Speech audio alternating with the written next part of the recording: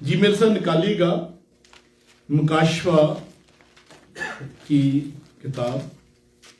मैंने एक तफसीर लिख दी हुई है और मुझे ऐसे लग रहा है कि एक तफसीर और इस पर जो इन डेप्थ है और जो बातें उसमें हैं वो यकीनन इसमें जो ज़्यादा एक्सपोजिशन है और स्टडी में कर रहा हूँ तो ये भी मैं बहुत ज़्यादा बरकत पा रहा हूँ। मैं उम्मीद करता हूँ कि आप भी। बाय द वे मैंने तो खैर अभी कभी ऐसा नहीं सोचा, लेकिन ये बड़ी ऑनर की बात है। बहुत सारी सेमिनारियों से स्टूडेंट लिखते हैं व्हाट्सएप पर कि जी हम आपकी किताब पढ़ रहे हैं और हमें बरकत मिल रही है, बाकी किताबें भी चाहिए। तो ये बड़ी ऑनर की बात है कि दौरे हाजिर में जो हमारी कमेंट्री हमने लिखी है बिलखसूस बरसगीर में, और मैं इसलिए भी ऑनर फील कर रहा हूँ कि इंडिया में भी पास्टर आनंद साहब ने इसकी इनॉग्रेशन हुई है और बहुत ज़्यादा ओवरवेलम रिस्पॉन्स था। मैं पास्टर जीवन आनंद साहब का भी शुक्रगुजार हूँ और इंडिया में भी ये बुक। और जो ऑनर की बात है कि हिंदी जुबान में इससे पहले कोई मुकाशवा पर तफसीर नहीं है, ये पहली किताब है हिंदी जुबान में, तो उस लिहाज से भी ये बड़े ऑनर की बात है। और अभी बहुत कुछ काम होने वाला है। मेरी ख्वाहिश है कि जितनी हमारी बुक्स हैं जो एंड टाइम्स पर हमने लिटरेचर लिखा है वो हिंदी जुबान में भी जरूर उसका तर्जुमा हो। And all God people say आमीन।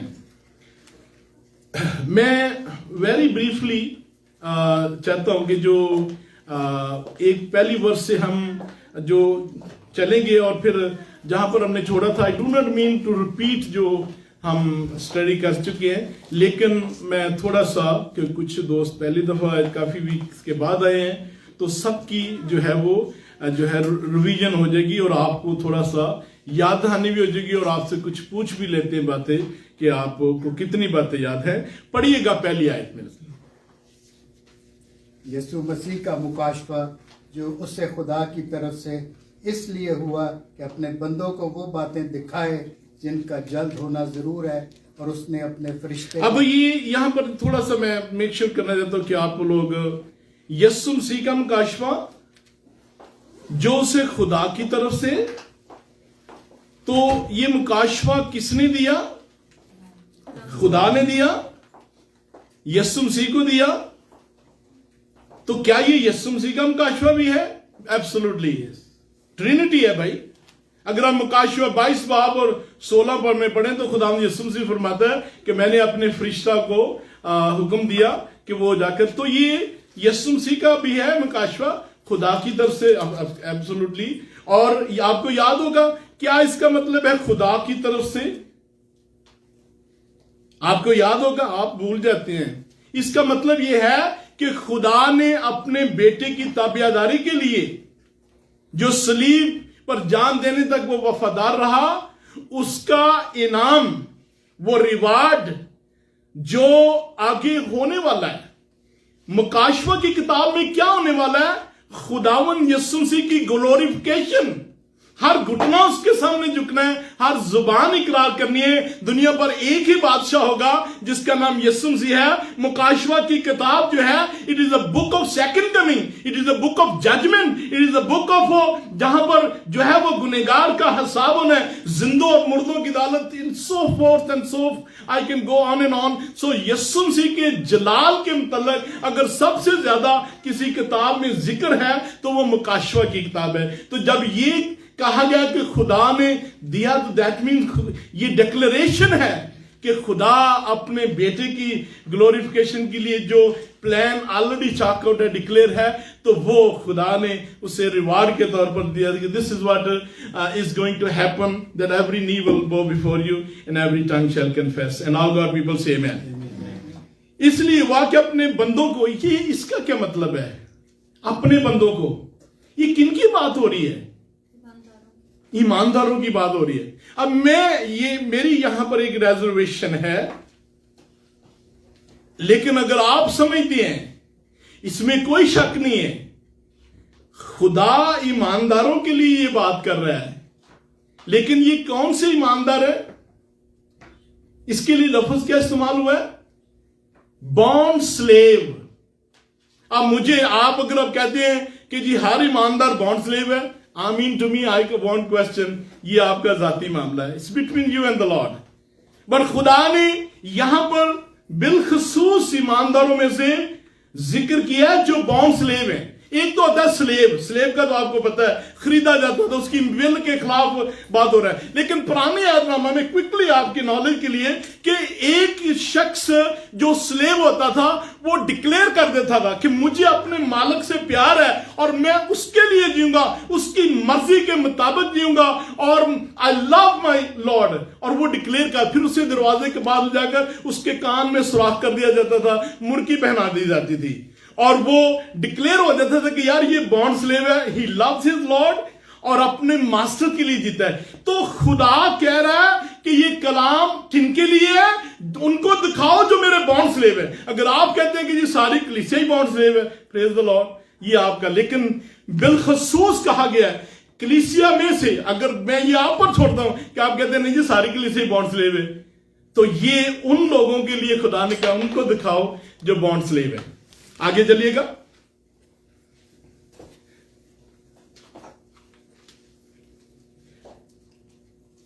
बंदों को दिखाओ, उंगली उत्ते रख चढ़े करो, जिनका जल्द होना जरूर है, जिनका जल्द होना जरूरी है। It is not talking about, सुन रहे हैं मेरी बात? अगर आप ग्रीक में देखें, it is talking about imminent, it is talking about कि जो खुदा की रिडेम्पटिव हिस्ट्री है उसके अगले चैप्टर का जो आगाज होने वाला है, nearness. It is talking about, आपकी गाड़ी में स्पीडोमीटर आपने देखा हुआ है, वेलोसिटी, जो स्पीड आप कहते होंगे जी इसका क्या है, आप यकीन करें जिस दिन ये अहद होना है, दानियल का अहद, मुखालफे मसीह ने जाहिर होना है, तो फिर 3.5 साल तो वो फॉल्स पीस होगा, बाकी 3.5 साल बहुत क्विक गुजरेंगे, इट विल बी क्विक। सो यहां पर जो बयान किया जा रहा है जल्द, इट इज नियरनेस। खुदा की जो रिडेम्पटिव प्लान में नेक्स्ट चैप्टर है उसका जो आगाज होना है। पढ़िएगा आगे। और उसने अपने फरिश्ते को भेजकर उसकी मार्फत उन्हें पानी जरा लाई किसको भेजकर? अपने फरिश्ते को। ये नहीं कि सुनिएगा गौर से, बड़ी मैं तो अमेज हूं कितनी किताबें हैं। मैं रिस्पेक्टफुली, जो कैथोलिक है वो तो 72 है, और मैं यहां पर एक जरूर ये बयान करना है, ये तारीख है, इट इज अ फैक्ट। रसूलों के बाद जब बाइबल को कैनोनाइज किया, मैं इसलिए पुलपट से मैं न्यूट्रल बात कर रहा हूं, ये नहीं किसी मिशन के खिलाफ। 66 बुक्स थी, उसके बाद 375 में कैथोलिक की इरा शुरू होती है। 1455 1000 साल के दरमियान में कैथोलिक ने बुक्स ऐड की हैं, और उसको बाकी जो मसीहत है वो तस्लीम नहीं करती, क्योंकि वो कहते हैं जी जो कैनोनाइज हुआ है, जो हमने डिसाइड हुआ था कि जी बाइबल मुकद्दस है, इसके बाद कोई ऐड नहीं होगा। और उसके बाद जो ऐड हुई हैं वो हुई हैं, और उनमें से कुछ जो बुक्स हैं जैसे मैकेबियन की है, बड़ी खूबसूरत तो हिस्ट्री लिखी हुई है, खुदावन का शुक्र हो। लेकिन जो अल्लाहाम किताब है वो 66 पूरी दुनिया की मसीहत तस्लीम करती है। 66 बुक्स में कितनी बुक्स हैं जिनको फरिश्ते ने लाकर दिया कि भाई ये लिखो? कितनी बुक्स हैं? एक ही बुक है, बिलखसूस रेवलेशन की। सो रेवलेशन वो वाहिद किताब है जिसको खुदा और फिर खुदावन यीशु मसीह बेटा, और फिर बेटा फरिश्ते को कह रहा है, और फरिश्ता यूहन्ना रसूल को आगे डिलीवर कर रहा है। आपको घर में पैकेज आता है यूपीएस, फेडेक्स, किस, ये पैकेज कहां से आया? फरिश्ता लेकर आ रहा है। कोई और भी किताब है जो फरिश्ता लेकर आया था? नहीं है। पढ़िएगा अमाल 7 बाब और 53 आयत पढ़िएगा। अमाल book of Acts chapter 7 verse 53। Book of Acts chapter 7 verse 53। Book of Acts chapter 7 verse 53। Book of Acts, अमाल की किताब 7 बाब और 53 आयत। who have received the law by the disposition of angels and have not kept it. Thank you.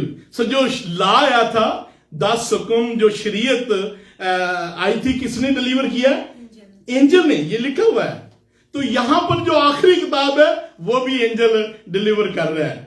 लेकिन यहां पर हम देखेंगे कि सिर्फ ये बुक ही डिलीवर नहीं की, जो खुदावन की एग्जीक्यूशन है जजमेंट की, जो खुदा की जजमेंट है उसको जो आगे एग्जीक्यूट कर रहे हैं, फरिश्ते कर रहे हैं, आसमान से हुक्म जारी हो रहा है, जो कहर के प्याले हैं। सो यू विल सी 7 नरसिंगे फूंके, so many activities of angels हमें नजर आती हैं कि आप ये पूरी किताब, it's a book of supernatural.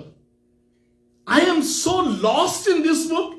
ये किताब जो है, ये this is a book of revelation की जो किताब है, it is a book of judgment. किनकी जजमेंट? बोलिएगा, किनकी जजमेंट?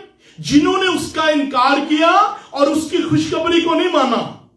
ईमानदारों की जजमेंट नहीं है। पहला थिस्सलुनीको उसका 5 बाब और 9 आयत में, you are not born for the day of judgement. तो ये जजमेंट उनकी है जिन्होंने यीशु मसीह का इनकार किया। It is a book of hope. ये उम्मीद की किताब है। किनके लिए?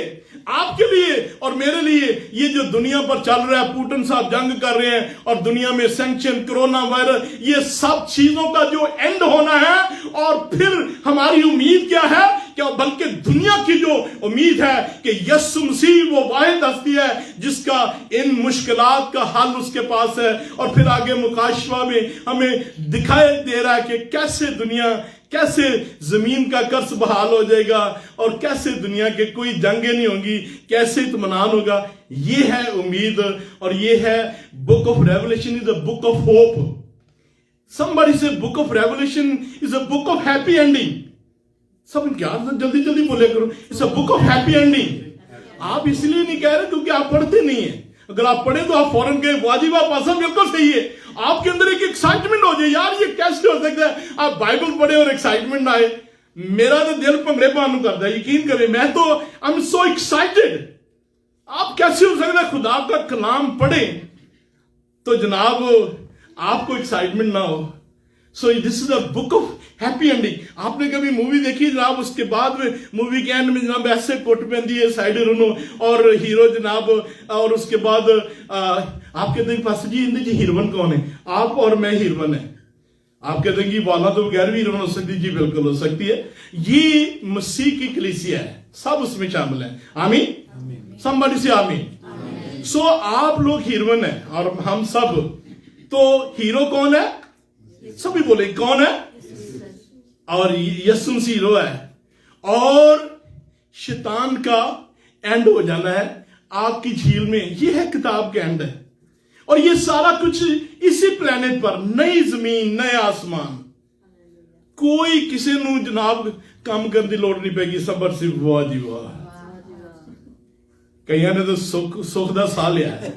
हाँ जी, कोई मॉर्गेज देने की लोड़ नहीं, जिथे मर्जी कब्जा कर लो जमीन दे लो, जे साड़ी है। कोई किसी ने नहीं कहना यीशु यार तू की कब्जा कर बैठा थे। समझ से आमीन। किसी ਨੂੰ कोई शहर चलाने की लोड़ नहीं, ना तुहानू उबर, ना गड्डी रखने की लोड़ है, ना सिस्टर जी सिग्नल खराब होना है, तुसी आप ही उड़े फिरना है। यकीन कर दो कि एवं सिर तो लाई देंगे। समझ से आमीन।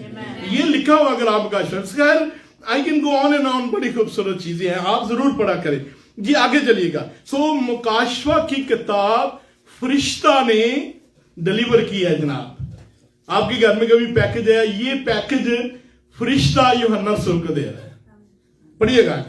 जिसने खुदा के कलाम और यीशु मसीह की गवाही की, यानी उन सब चीजों की जो उसने देखी थी, शहादत दी। ये कौन, किसकी बात हो रही है?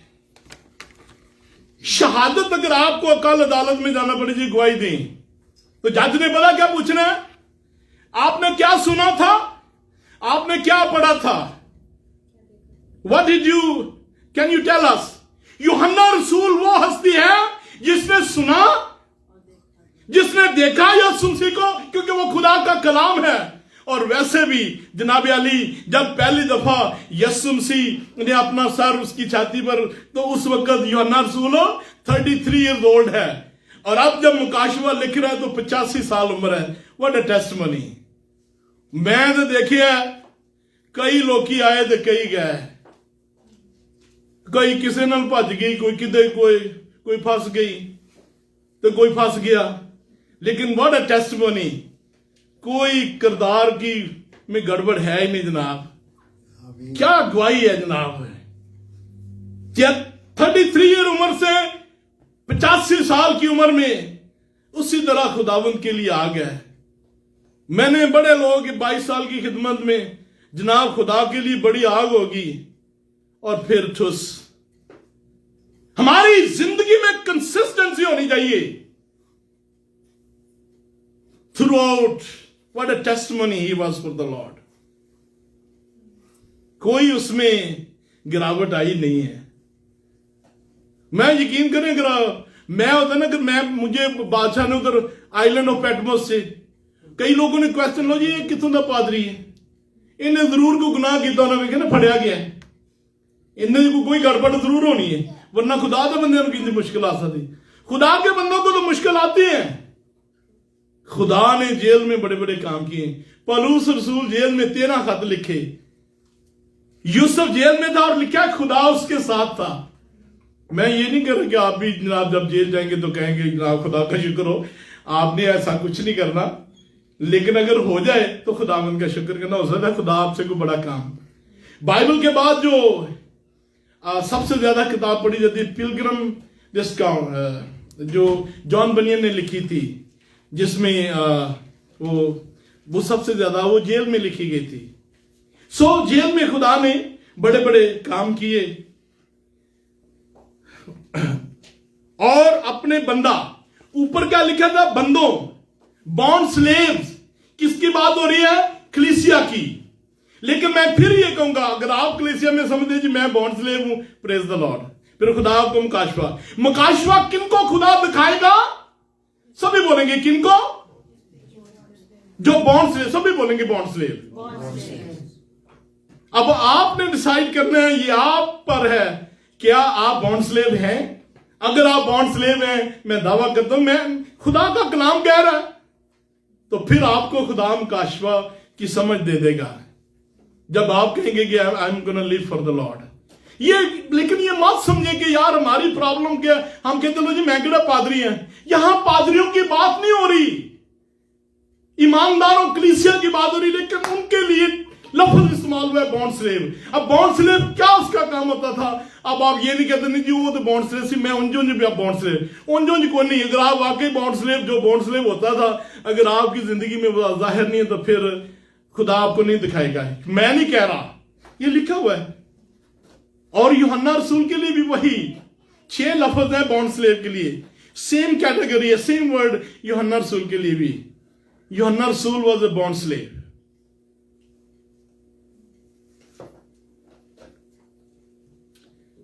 बॉन्ड स्लेव यूहन्ना पर जाहिर किया। अगली आयत पढ़ेगा। जिसने खुदा के कलाम और यीशु मसीह की गवाही की, यानी उन सब चीजों की जो उसने देखी थी। बस यहां पर ही इस वर्ष में भी गवाह की जो है वो की, जो उसने देखा, जो उसने टच किया, जो उसने जिसने उसकी विटनेस की। और वो 2 चीजें हमेशा, गवाही और खुदा का कलाम, दे गो हैंड इन हैंड। अगली आयत पढ़ेगा। इस नबूवत की किताब का पढ़ने वाला, ये बुक ऑफ प्रोफेसी है। प्रोफेसी का मतलब क्या होता है? अगर आप सादा लफ्जों में, प्रोफेसी होती है कि जो मुस्तकबिल की बातें, जो हिस्ट्री है, जो कल होना है, वो ऑलरेडी खुदा ने लिख दिया है। मैं रिपीट कर दूं, जो काम कल होना है वो खुदा ने ऑलरेडी इसमें लिख दिया है कि ये ऐसे होगा। यहां पर एक बात मैं क्लियर कर दूं, सिर्फ खुदा कल के बारे में जानता है, कोई और नहीं है। बड़े लोग प्रोफेसी कर रहे होते हैं। आज प्रोफेसी जो है वो पर्सनल लेवल पर है। मैं ये क्लियर कर दूं, रेवलेशन आखिरी किताब है। इसके बाद खुदा ने कोई और रेवलेशन नहीं दी कि ये होगा। अगर कोई कह रहा है तो फिर बी केयरफुल। प्रोफेसी, अगर कोई प्रोफेसी जासा पर कहता है वो पर्सनल है कि जी खुदा ने मुझे आपके लिए दिखाया, प्रेज द लॉर्ड, मैं उसमें कुछ नहीं कह सकता। खुदा आपसे भी बातें कर सकता है, खुदा जिंदा खुदा है, जिससे मर्जी, लेकिन खुदा अपने कलाम के खिलाफ नहीं जाता। खुदा कभी भी और बात नहीं करेगा। क्यों? क्योंकि उसने कह दिया कि ये आखिरी है।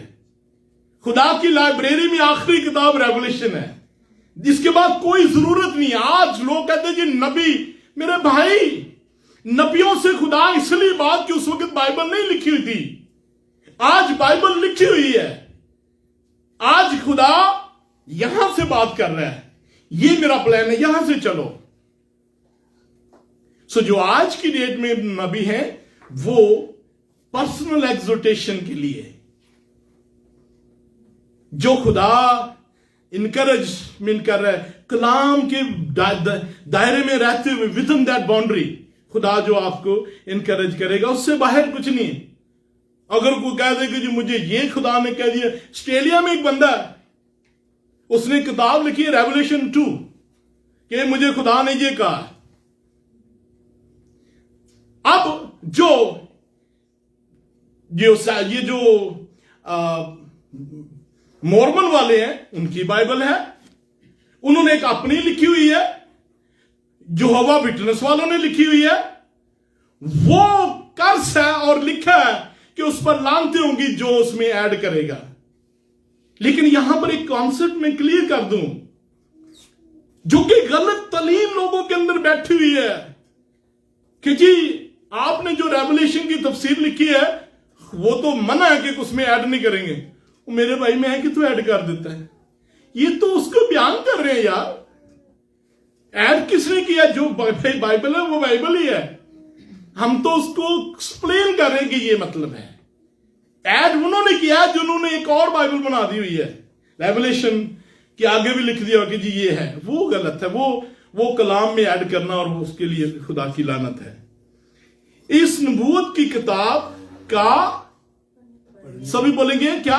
पढ़ने वाला, उसके सुनने वाला और जिसमें लिखा है उसको अमल करने वाले मुबारक हैं। अब मैं यहां पर मुझे जो मेरी सबसे ज्यादा पसंदीदा जो ट्रांसलेशन है वो है न्यू अमेरिकन स्टैंडर्ड। वहां पर जो इंग्लिश में लिखा हुआ है, दोज हू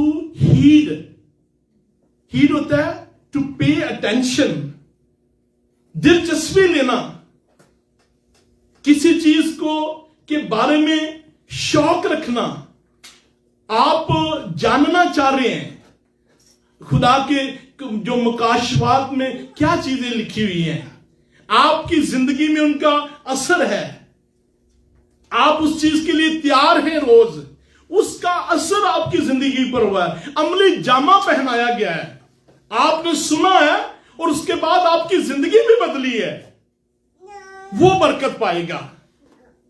आप अगर मैं आपको कुछ आप मुझे बताएं मुकाशफा में जो लिखा है उस पर अमल, तो कौन सी चीज है उस पर अमल? ज्यादातर तो उसमें मुस्तकबिल की बातें हैं, लेकिन इसका मतलब है कि आपकी जिंदगी बदली है, आप उसमें पढ़कर आप तैयार हो रहे हैं, आपको पैगाम ने आपका दिल बदला है, चेंज हुई है, आपने नोटिस किया है, you are paying attention.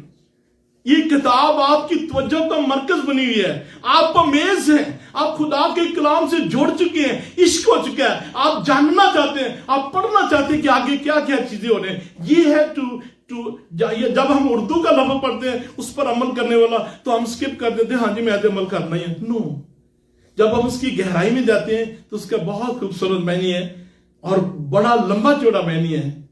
To pay attention, to notice thing. मुझे आपका नहीं पता, मैं तो जब चीजें कई दफा ऐसे लग रहा है जैसे जंप कर रही हैं बाहर, तो मैं कहता हूं वाओ, मैं उन चीजों को अंडरलाइन, ये है to pay attention, to notice. जी पढ़िएगा। और मुबारक है क्योंकि वक्त नजदीक है। अब यहां पर जो लफ्ज पहले हमने पढ़ा था स्पीडोमीटर, वेलोसिटी। यहां पर जो लफ्ज है नियरनेस, सेम कैटेगरी का लफ्ज है, लेकिन इसका बिलखसूस है नियरनेस, इमिनेंट। खुदावंद यीशु मसीह का जो आना है इमिनेंट है। अगर हम बुक ऑफ रेवलेशन को अगर आपको दूसरा नाम देना चाहते हैं, you can call this is the book of second coming. सभी बोलेंगे this is the book of second coming.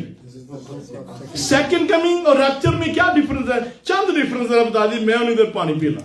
बताइएगा जरा प्लीज, खड़े होकर मुझे बताइएगा जो भी बताना चाहता है। रैप्चर और उसमें क्या फर्क है? चंद फर्क बता दे। बादलों में अच्छा, रैप्चर में हम बादलों में जाएंगे, तो सेकंड कमिंग में क्या? यस्सु नीचे को, और हम कहां होंगे जी? क्या बात है, जबरदस्त। सो भाई ने मैं बताया रैप्चर में हम आसमान पर यीशु मसीह को मिलेंगे, और जब सेकंड कमिंग है तो फिर हम यीशु मसीह के साथ वापस जमीन पर आ रहे हैं। रैप्चर में ऊपर जा रहे हैं, सेकंड कमिंग में यीशु मसीह के साथ नीचे आ रहे हैं। ये तो एक फर्क हो गया। दूसरा फर्क यह है, जब रैप्चर होना है तो जमीन पर कोई तब्दीली नहीं आनी, दुनिया उसी तरह चलेगी। जब सेकंड कमिंग होनी है, खुदा यीशु मसीह का कदम रखा जाना है, तो क्या होना है? शेर आज नहीं घास खाता, आज तो वो गोश्त खाता है। शेर घास द्वारा खाया करेगा। और क्या होना है? बच्चे कोबरे के साथ खेला करेंगे। जब रैप्चर होना है, दुनिया की जजमेंट नहीं है, फिर the day of the Lord शुरू हो जाना है, जजमेंट दुनिया की शुरू हो जानी है। सेकंड कमिंग में जजमेंट है, रैप्चर में कोई जजमेंट नहीं है। रैप्चर में जब कलीसिया ने ऊपर जाना है तो रिवॉर्ड है। सो रैप्चर और सेकंड कमिंग में बहुत डिफरेंस है। चले आमीन, पढ़िएगा आगे। यूहन्ना की जानिब से उन 7 कलीसियाओं के नाम जो आसिया में हैं, उसकी तरफ से जो है और जो था और जो आने वाला है, और उन 7 रूहों की तरफ से जो उसके तख्त के सामने हैं। थैंक यू जी। सो चैप्टर वर्स 1 से 3 तक जो है ये ग्रीटिंग है। अब हम देख रहे हैं यूहन्ना की जानब से उन 7 कलीसियाओं के। अगर हम चैप्टर 2 और 3 जो ये जो है किताब की जो है वो डिवीजन की, आपको याद है क्या डिवीजन है? डिवीजन याद करने के लिए वर्स 19 आपको जो चीजें थी, जो चीजें हैं, जो होने वाली है। तो किताब 3 हिस्सों में डिवाइड है, माजी, हाल और मुस्तकबिल। तो अभी हम जो आगे जाने वाले हैं ये हाल की बात होगी। 7 कलीसिया जो चर्च हिस्ट्री है जारी है उस तरफ। तो मकाशवा 1 बाब से जो पहली रोया कहां तक है? पहली रोया चौथे बाब, 3 बाब, पहले बाब से 3 बाब तक एक रोया है, एक रोया है। आप कहते हैं कि जी वो मुझे कैसे पता चले कि एक रोया है? क्योंकि 1 बाब से 3 बाब के दरमियान में कहीं नहीं उसने लिखा और इसके बाद। मुकाशवा 4 बाब में वो कह रहा है इसके बाद। इसका मतलब है कि वो रोया खत्म हुई तो फिर कह रहा कि जी अगली रोया में कह रहा इसके बाद। तो चौथा बाब जो है वो दोबारा दूसरी रोया शुरू हो रही है। पहली रोया पहले बाब से, लेकिन उसके 2 हिस्से हैं। माजी, जो चीजें जॉन जब मौजूद था जमीन पर, तो जो चीजें उस वक्त मौजूद थी, लेकिन आज वो हिस्ट्री है, आज वो बातें हो चुकी हैं, और बाकी जो चर्च हिस्ट्री तो चल रही है। खैर, वर्ष नंबर 3 दोबारा पढ़िएगा। नबूवत की किताब का पढ़ने वाला, सॉरी चौथी याद पढ़िए। यूहन्ना की जानब से उन 7 कलीसियाओं के नाम जो आसिया में हैं, उसकी तरफ से जो है जो था। थैंक यू, यहां पर रुकिएगा। जिस दिन ये खत लिख रही हो ना, कितनी कलीसिया थी? 7 से ज्यादा कलीसिया थी। 7 से ज्यादा कलीसिया है वहां पर, लेकिन 7 का लफ्ज क्यों इस्तेमाल किया है? 7 परफेक्शन, कंप्लीटनेस,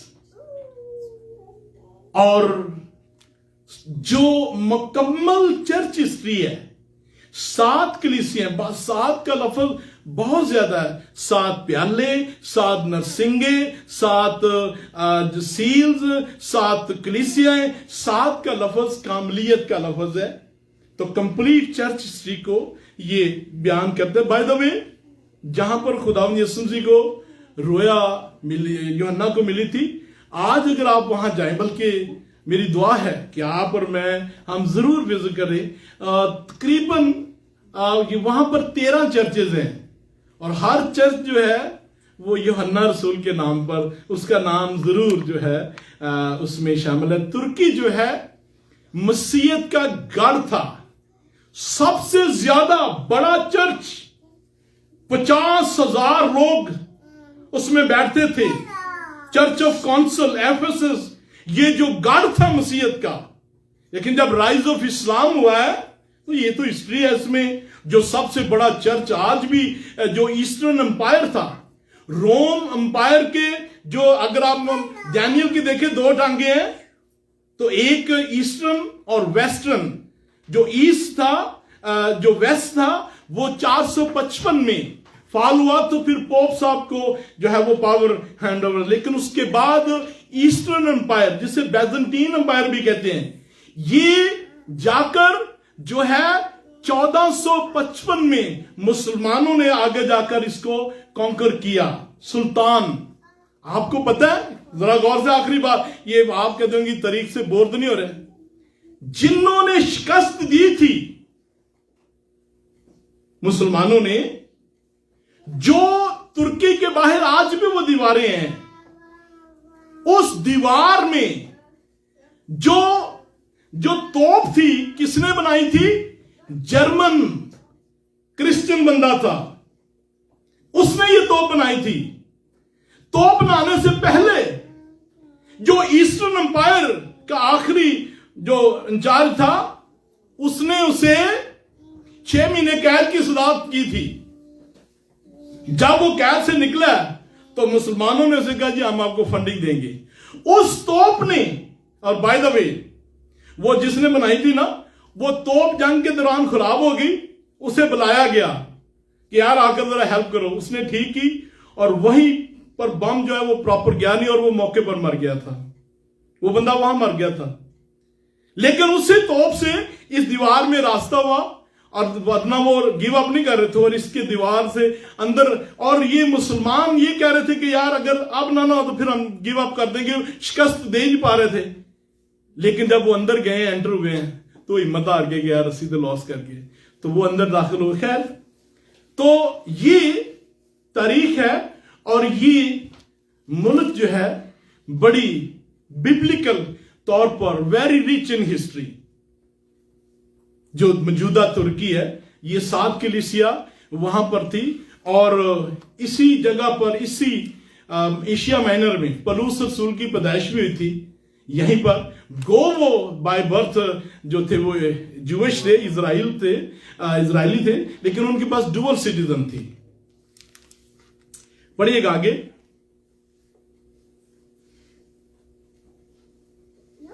यूहन्ना की जानत से उन 7 कलीसियाओं के नाम जो आसिया में हैं, उसकी तरफ से जो है, जो बस थैंक यू, जो आने वाला है, जो है और जो था और जो आने वाला है। वाह, जो है, मैं खुदा का शुक्र अदा करता हूं, दुनिया में 43,000 मज़ाहिब हैं। कितने? 43,000। जितने उनके बानी हैं सब कब्रों में हैं। एक ही कब्र है और वो खाली है, और वो यीशु मसीह की है, जिसके बारे में लिखा है जो है। हालेलुया, कम ऑन समबडी से हालेलुया। और जो है, जो था, यार ये कैसी बात है। यीशु मसीह किसी कॉलेज नहीं गए, किसी सेमिनरी भी उन्होंने की, और जनाब उनके नाम पर सेमिनरियां, दुनिया की किताबें और डिक्शनरियां भरी हुई हैं, और मुझ जैसे नचीज भी टूटा फूटा आज भी, और मैं समझता हूं मेरी बाकी जिंदगी भी कम है उनकी शान अक़दस में लिखने के लिए। बड़ा पर्सनैलिटी कि आप सारी जिंदगी भी उनके बारे में लिखते रहे तो कम है। जो था जो है, जो आने वाला है। Do you know my friend, Jesus Christ is coming. मैं अगर मुकाशवा को दो लफ्जों में बयान करूं तो वो जलाल और कहर है, जो किताब का अनुमान भी है। जलाल में वो, ये पूरी किताब बाइबल मुकद्दस में रेवलेशन से ज्यादा कोई किताब उनके जलाल के बारे में बात ही नहीं करती, क्योंकि वो है ही जलाल में। अब जब उन्होंने आना है तो जलाल में आना है। क्या नहीं है रे में? जलाल में और बदन में क्या फर्क था? जब बदन में थे, जिस नेचुरल बॉडी में, तो लोगों ने थप्पड़ मारे, उन्होंने आंसू बहाए।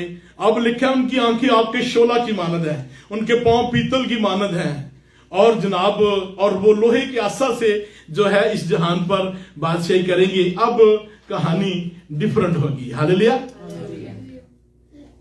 जो आने वाला है, और उन 7 रूहों की तरफ से जो उसके तख्त के सामने हैं, उन 7 रूहें, देखिए होली स्पिरिट के जो उनकी जो 7 डायमेंशन है, विजडम, डिसर्नमेंट, तो जो परफेक्शन खुदा के, जो खुदावंद यीशु मसीह पर जो है वो परफेक्शन ऑफ होली स्पिरिट, जो खुदा की कुदरत उन पर नाजल है, तो ये परफेक्शन ऑफ होली स्पिरिट है। वो 7 डिफरेंट होली स्पिरिट नहीं, एक ही होली स्पिरिट है, लेकिन उसके 7 जो किरदार, डायमेंशन, और उसके वो सारा कुछ खुदावंद यीशु मसीह पर कामलियत के तौर पर उन पर है। He is full of, he is a part of Holi Trinity, और खुदा के 7 जो रूह है। मैं फिर ये कह दूं, these are not 7 different spirit, एक ही जो खुदा का रूह है, उसके जो 7 डिफरेंट कैरेक्टर हैं, वो उस चीज को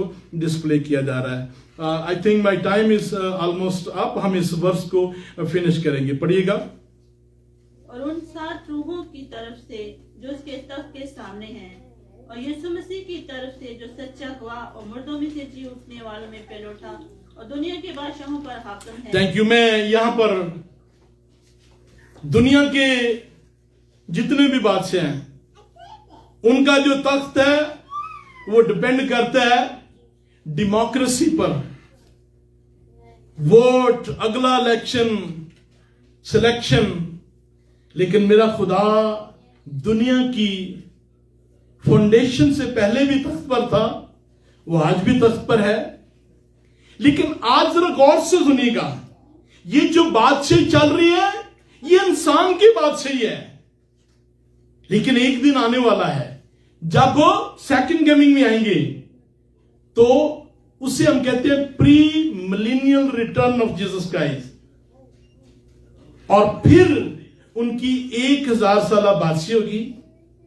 ये मैं क्यों जरूरी कह रहा हूं कि ये बड़ा जरूरी है, सुनना मेरी बात। क्योंकि बहुत सारे हैं, वो कहते हैं कि जी बादशाही चल रही है। आमले वाले भी कहते हैं बादशाही चल रही है। पोस्ट वाले कहते हैं हमारे पास है, वो कहते हैं जी रूहानी है। लेकिन मैं खुदा के कलाम की बेस पर कह रहा हूं कि बादशाही अभी शुरू होनी है। और यार बादशाह देते आया नहीं तो बादशाही कितने चलन दी। जब खुदावंद यीशु मसीह आजमाया गया, शैतान ने कहा कि अगर तू मुझे सजदा करे तो ये मैं सारी बादशाही तुझे दे दूंगा।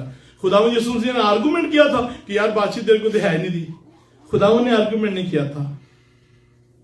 ये बादशाही जो चल रही है, ये दुनिया की बादशाही है, इंसान की बादशाही है, शैतान की बादशाही है। खुदा सॉवरेन जरूर है, इन कंट्रोल है, लेकिन एक दिन आने वाला है, अगर खुदावंद यीशु मसीह प्री मिलेनियल यानी कि 1000 साल बादशाह से पहले नहीं आते और बादशाही, तो फिर खुदा के बहुत सारे कलाम की नबूवतें भी पूरी नहीं हुई। वो तब ही पूरी होंगी जब दाऊद के साथ जो वादा किया गया था कि तेरी नस्ल से एक बादशाह होगा जिसकी सल्तनत का कोई एंड नहीं होगा, और वो उसके आने पर ही पूरा होगा। और भी बहुत सारे वादे हैं। कितने खुदा के लोग के पास जी, वैसे मैंने 1-2 गल्लां दी अज समझ आई है।